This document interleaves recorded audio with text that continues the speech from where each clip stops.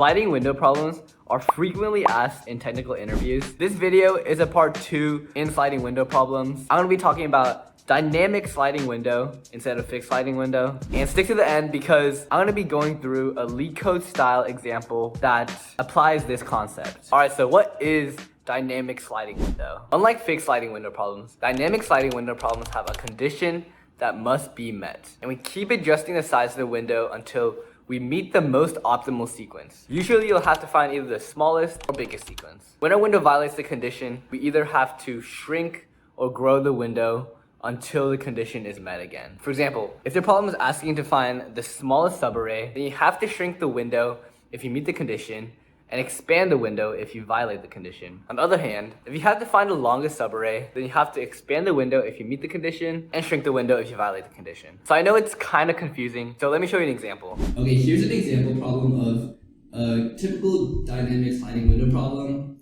And in this case, we're just going to find the smallest subarray, or we can find a sum of at least 5. So what we're going to do first is we're going to create two variables, min sum, and we're going to set it equal to an arbitrarily large number. And then we're also going to set a current sum equal to 0. And this current sum is going to check if it meets the condition of if the sum is greater than or equal to 5. And I'm not coding right now, I'm just drawing it out because I think drawing it out really helps you understand this core idea.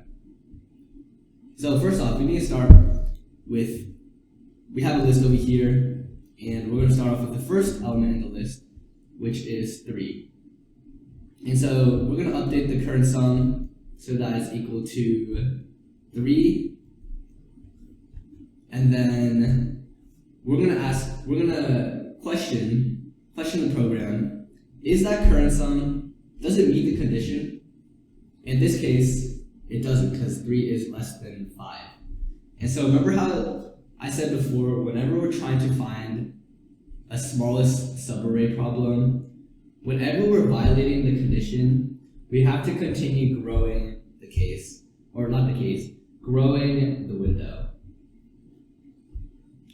So that's what we're going to do here. I'm going to grow the window. I'm going to make it so that instead of only 3, I'm also including 3 and 2.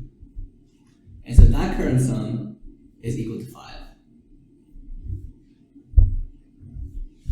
And 5 does meet the condition.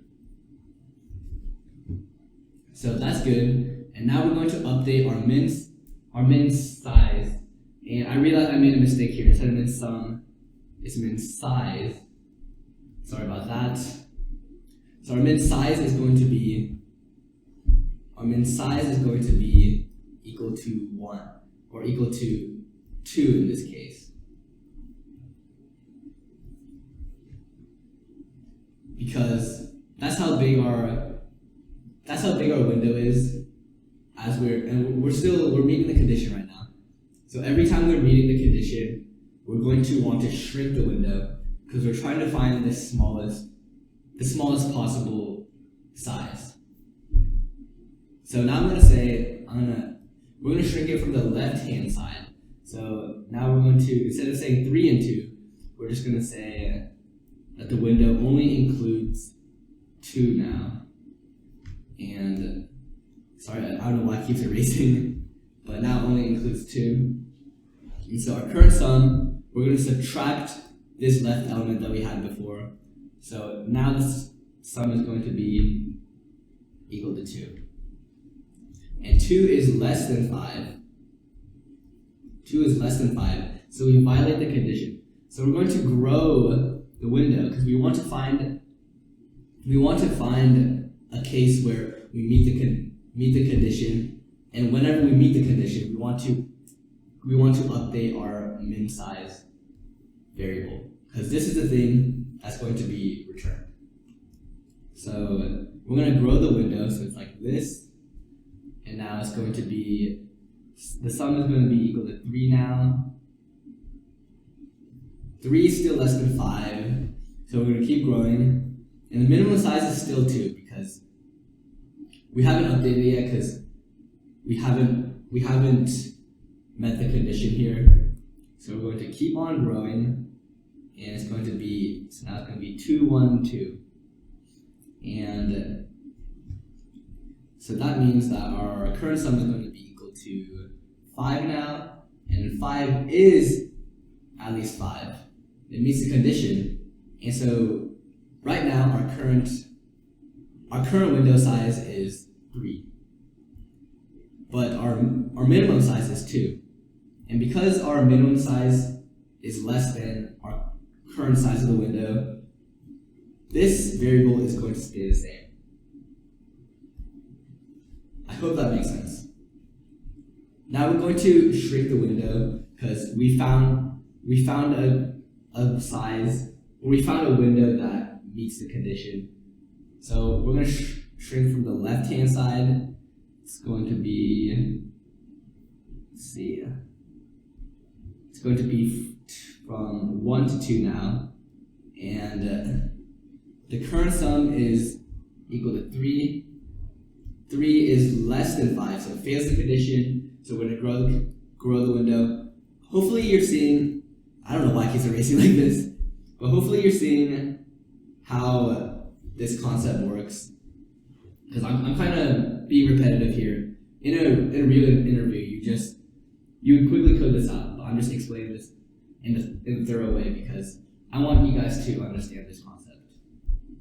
And so here the sum is going to be equal to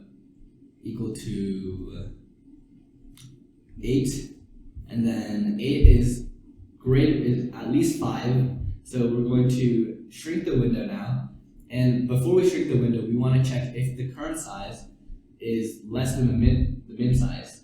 In this case, it's not, so we're going to leave the min size as is, and we're just going to shrink the window again. So now it's going to be 2 to 5 now, and 2 plus 5 is 7. 7 is still greater than or equal to 5. Our min size is 2, our current size is 2, and our min size is also 2.